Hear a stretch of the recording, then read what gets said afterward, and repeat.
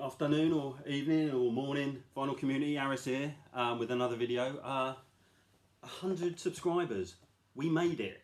It's been an uphill climb to the bottom, but I finally got there and I can't believe it. But if I can just a little thanks to a couple of channels, Dr. October and Steve Carlson, because they both mentioned my channel in the last couple of weeks, and it caused a subscriber avalanche of about 9 subscribers, I think, in the following 2 weeks, which finally got me over the line. So I really appreciate it, actually, genuinely, because I'm not really one for self-promotion or self-grandiosity. So I'm glad someone took the task on for me, and really appreciate it. Obviously, there will be a competition with this 100 subscribers. So what I've done, I've sent a raffle ticket in PDF form to all of my subscribers via email. Check your spam box. Next week, I will be doing a video, my top 39 Rush albums in descending order, obviously. At the end of that video, I will then be drawing the raffle ticket, so eyes down looking. The winner will receive a basket of fruit from Shirley High Street Fruit and Veg. This is not a paid promotion, although let's just say Shirley High Street Fruit and Veg have made it worth my while. I'm really hoping my subscriber Juan Jimenez from Colombia doesn't win, because I've looked at the logistics of getting a mango into Caracas, and it's frankly eye-wateringly expensive. So Juan, if you want to unsubscribe, mate, I won't take any offence. So what I'm going to do today is some singer-songwriter albums of the 70s. Many of these have had mental issues and alcoholism, so just keep the energy up for Sunday morning. Easing in with a really obvious one here. Hang on, let's move that.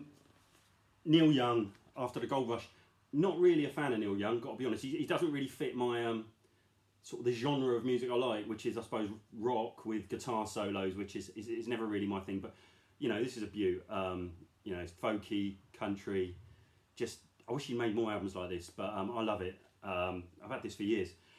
And what tipped me off to Neil Young was St Etienne's cover, fantastic cover, I think, of Only Love Can Break Your Heart, which was on this album. My copy, signed by Betty Boo, or Alison, as I'm allowed to call her. I'll do a video about that one day, my Betty Boo autograph St Etienne record. But yeah, after the Gold Rush, Neil Young. Next up, I've got 2 here.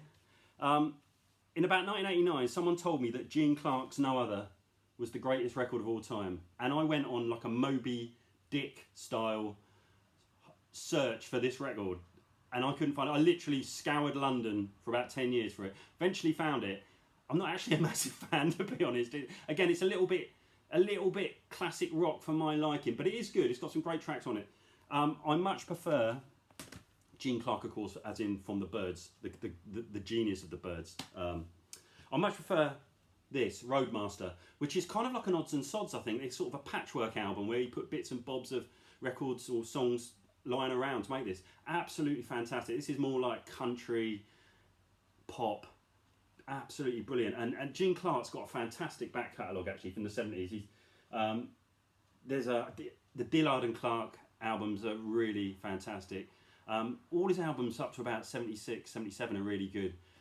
Sadly, a bloke who was troubled with alcohol and possibly mental issues, I don't know, but sadly died, I think 30 years ago next week, May the 24th, 1991. A genius songwriter.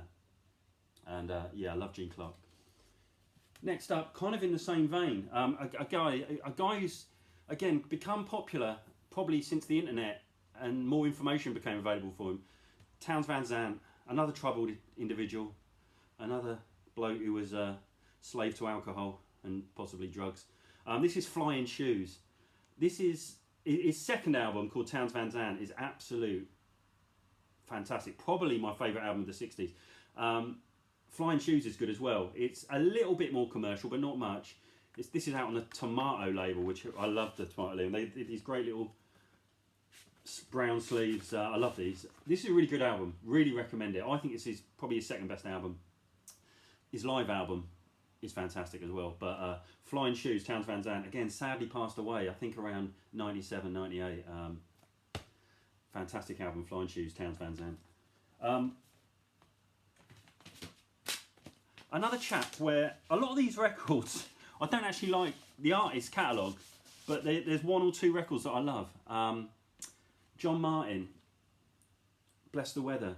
When I was sort of growing up and everyone, you know, you get invited back to someone's house and everyone would be skinning up, they'd always put on John Martin's Solid Air or Real World. And so I always sort of associate it with people boring me senseless and nodding off in the middle of conversations, which happens to me quite a lot.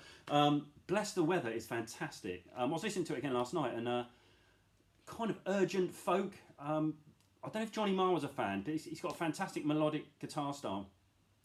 I don't like Nick Drake either, particularly.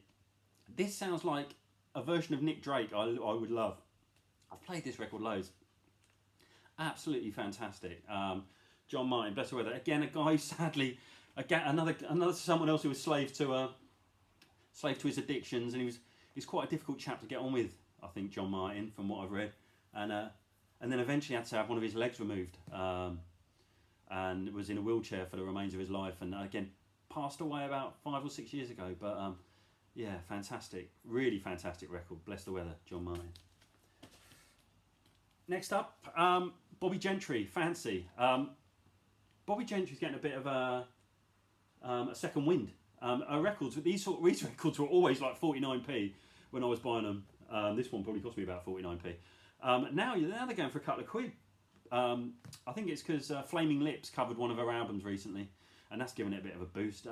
This is kind of her Dusty in Memphis album. It's a pretty good album. I wouldn't say it's her best, but it's really solid, and it's got probably two songs that, apart from her early stuff, I imagine her biggest sellers were I'll Never Fall in Love Again and Raindrops Keep Falling on My Head, which are on this. But yeah, it's got a really good sort of southern soul sound on this, and I say it's not a million miles from Dusty in Memphis. In fact, I probably prefer it to Dusty in Memphis. But yeah, Bobby Gentry, Fancy. Another great singer-songwriter. I think probably one of sort of the Tin Pan Alley singers. I think she's a bit like Backrack and David and those sort of singers. She used to write a lot of songs for other people. That's Lauren. Is it Lauren Nero or Laura Niro? I never know. This is a 70s album which she covered just sort of soul tracks on it. So you've got I Met Him on Sunday, The Bells, Monkey Time, Dancing in the Street, You've Really Got a Hold on Me, Spanish Harlem, Jimmy Mac, and she's backed up by I think it's the 3 Degrees. Absolutely brilliant album. All covers. I think her last great album, really. Her previous albums to this were all fantastic as well. Christmas and the Beads of Sweat, New York Tenderberry, brilliant. A bit of an acquired taste, Laura Niro, because her voice can kind of grate on some people, I think. But yeah, it's going to take a miracle. Laura Niro / Niro. And sorry, LaBelle. Why did I say the Pointer Sisters? She was backed up by LaBelle. Very sparse, but really good cover versions, and I really recommend this album. Next up, I don't think any records scare me. I mean, obviously, it's easy to be scared by a film or even a book. And no records have really terrified me until I bought Nico's Desert Shore. Obviously, Nico from the Velvet Underground. This is essentially just her and like a pump organ, the sort that you hear in the final scenes of 70s Hammer horror movies, and her deep German growling voice. It really is a pretty frightening experience. There is one upbeat track on it called My Only Child, which is actually lovely about her son.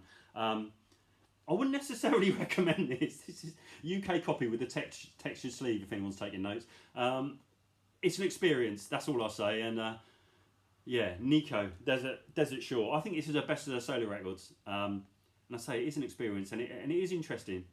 And it's like the soundtrack to a 70s horror film that hasn't been written yet. But yeah, Nico sadly passed away 1988, falling off her bike in Ibiza. But yeah, had terrible sort of addiction problems, and spent the last 8 or 9 years of her life living in the Horn Council estate in Manchester, which was a pretty scary place to live in the 80s, to be honest, from what I've heard. But yeah, Nico, Desert Shore. Next up, Willie Nelson, Red-Headed Stranger. just a great album. It's about 28, 29 minutes, brilliant storytelling, quite sparse. I think it's his greatest record. I think it's his biggest selling record as well, isn't it? I think it's recently got re-released in it for Record Store Day, but this is one I would have bought for peanuts back in the early 90s, I imagine. Yeah, Willie Nelson, Red-Headed Stranger. Okay, this is a bit of a... I kind of found a grail yesterday. I went to a charity shop near me, and I was flipping through, and it is a really good charity shop, and they do have lots of quite decent records quite regularly, and they price them pretty well. They don't price them at Discogs Medium, they price them just below, which I don't have a problem with, because if charity shops started just giving records away, you'd have record dealers queuing in the morning at 6 AM. So I don't have a problem with charity shops. But this, A, it's a record I've always wanted. It's kind of grail territory. B, they had it for £3.99. Judy Steel, Heart Food. Judy Steel, another really troubled individual. This was on the Asylum Records label. This came out in '73. Fantastic, kind of Joni Mitchell-ish, but more poppy. I would recommend anyone to go onto YouTube and look at Judy Steel, the song "The Kiss" on Old Grey Whistle Test. Absolutely fantastic. This is a great record. I think this goes for about 80, 90 quid, and there's a little bit of damage on there, but I don't really care. I don't. It's even got the insert, and I was just stunned when I found this, to be honest. But Judy Steel, Heart Food, brilliant record. She was on the David Geffen's Asylum Records. She became totally disillusioned when her record stopped selling. She had mental issues anyway, sadly. Hit the bottle, and I think she passed away in about 79, 80, very young. But this is an absolutely fantastic album. As I said, The Kiss, Judy Steel, Old Grey Whistle Test, fantastic clip.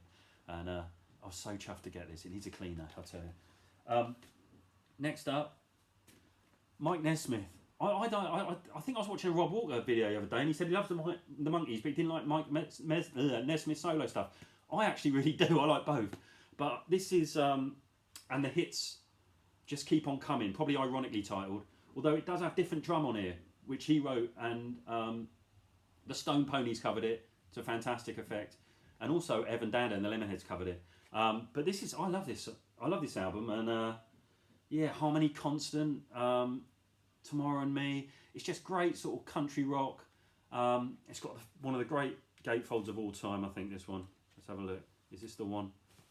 Can't even open it. Yeah, there he is. There's my man Nesmith. Rather like myself on a Saturday night there. Love this album. I've got every single Mike Nesmith solo album. I really enjoy them, but they're probably not for everyone, and they are hit and miss. They are spotty, I will say that. Next up, Ronnie Lane and Slim Chance. Ronnie Lane from the Faces. Fantastic record, this. One for the Road. Even better is the one before this, which is Any More for Any More. I just love Ronnie Lane. A bit of a hero of mine, to be honest. Just the coolest dude ever. And yeah, Ronnie Lane, Slim Chance. Last up, Hissing of Summer Lawns, Joni Mitchell. Not really an artist I'm a massive fan of, but this is a great record. Quite cinematic, and it has the fantastic track, The Jungle Line. Well, I think Joni Mitchell accidentally invents drum and bass.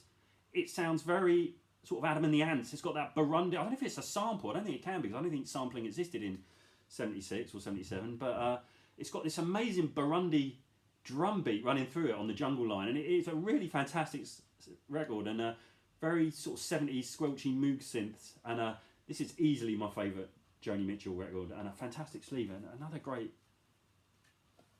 gatefold. And love this record. Very cinematic, as I said. Kind of, if it was a film, it would be one of those sort of Woody Allen 70s films where absolutely nothing happens. But anyway, that's me. Some of my favourite singer-songwriter albums of the 70s. Thanks for watching. Thanks for subscribing. I can't believe I've said that. And Juan, if you want to unsubscribe, go for it, mate. And there'll be more videos to come. Eat more fruit.